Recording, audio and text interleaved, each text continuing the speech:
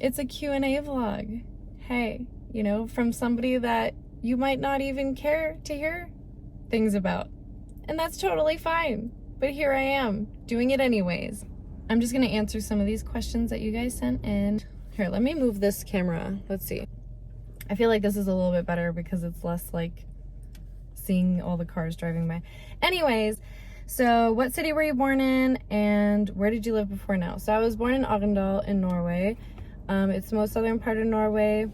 I was born there, and then when I was around 3 years old, then we moved to America, and we lived in Arizona, Massachusetts, Florida, and then Georgia, and then we lived in Minnesota for a year, and then back to Georgia. We grew up in Georgia the longest, or I grew up in Georgia the longest, and then when I was about 16 or 17 years old, then we moved back to Norway. And then while I was living in Norway, I moved to Denmark for 1 year, back to Norway, and then I moved to California. How did you meet your guy? So me and Ryan met on Tinder. Like, straight up, we met on Tinder. Neither of us were looking for a relationship. We both had it in our minds that we were gonna stay single forever.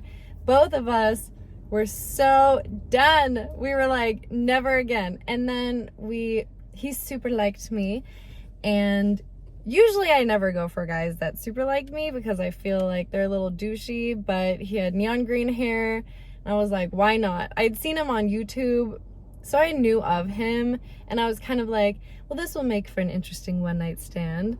And that's kind of like what I had going on in my mind. And then when we met, everything changed. Like, I think both of us just instantly fell in love with each other right away. The moment we saw each other, it was just done. I feel like our souls are connected. Like there was nothing that could keep us apart from that moment on. Let's see, share wedding details. And when did you get married? And did you have a wedding? So we got married December 13th, not last year, but the year before. We just went to the courthouse. We literally just went there, signed the documents, got it done. We did not have a wedding. We are planning on having 2 weddings. So we want to have one in America and one in Norway because obviously I have a lot of family in Norway and we have family in America. For America, I was thinking of just doing like really grungy Vegas, like 80s prom dress, and then just having people dress up super crazy, tiny little chapel, like all that little vibe.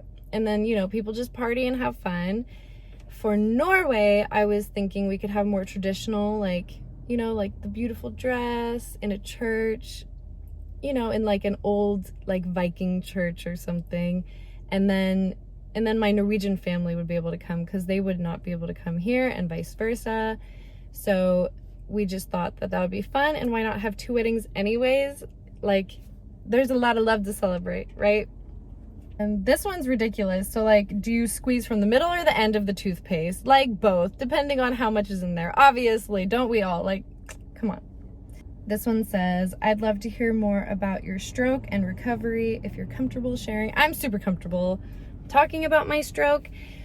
When I was 20 years old, I had a spinal cord stroke. What that means is that my stroke was in my spine. The blood clot was in my spine, not my brain.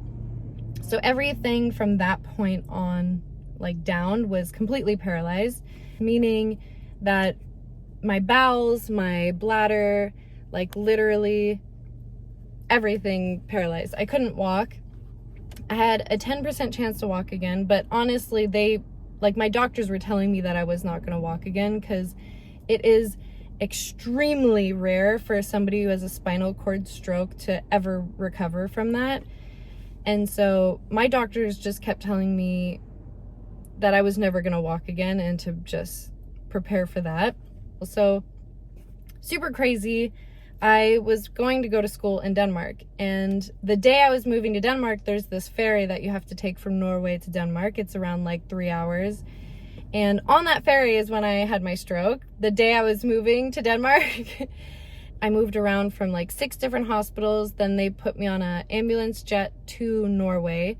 and I was in multiple hospitals there. Then I eventually, went to this rehabilitation center, and I stayed there for, like around half a year maybe. And it was a very long process. I had been paralyzed for maybe a month, and so all my muscle and everything was completely gone, and not to mention, like, my nerves and everything, like nothing was working properly right away. My bowels and bladder were still paralyzed, so they were, making me go to classes for the bags that you put on your stomach. I worked really hard. I worked out around 6-7 hours a day, and I did a lot of physical therapy for years. I just did a lot. There was a lot of medication and a lot of different things that I was on.